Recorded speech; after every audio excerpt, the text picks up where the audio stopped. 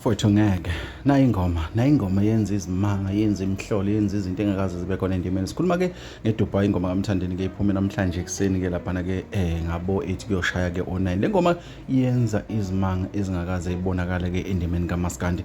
Njengamanje ivimbanise kuzo zonke izinkundla zokuxhumana. Sikhuluma ngabo TikTok, o Facebook, yonke indawo ke kudlalwa yona left and right ke laphana ke isingelela na kuma trending song njengoba ke gijima laphana ke ku number 9. Kuyakhomba ukuthi kosekuseni ke iku number 2 or number 3 ngendlela ke ishesha ngakhona ke laphana ke sikhumbule ke ishesha injalo iphethe u400,000 k ke viewers ke laphana ke ngama hour ambalwa angahlanganise ngisho ke usuku. Le ngoma iyabonakala ukuthi ke u2 days noma ke ama hour azokwenza usuku kuya ku 2 days iyobe ke isibheke kuyimiliyoni noma yobe isishayile futhi.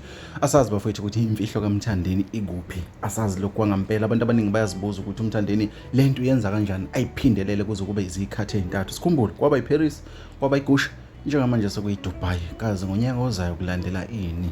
Asazi moko nje bafethu ukuthi iyozala nkomoni ke, kodwa ke siyabona ukuthi ke uvale yonke indawo left and right. Asazi thina ke sikuthatha sikubeke njengoba kunjalo ke khona kwesiqiniso kweSMedia ke uma suyizwile sifisa ukuzuvula ukuthi ke uyizwa injani le ngoma njengoba ke esikhishwe le ngoma bilindwe ngamehlo abomvu kanje. Thina ke sisaphuma kanje sibuye nezinye ke uma sikutholela zona. Bafowethu ndale kahle.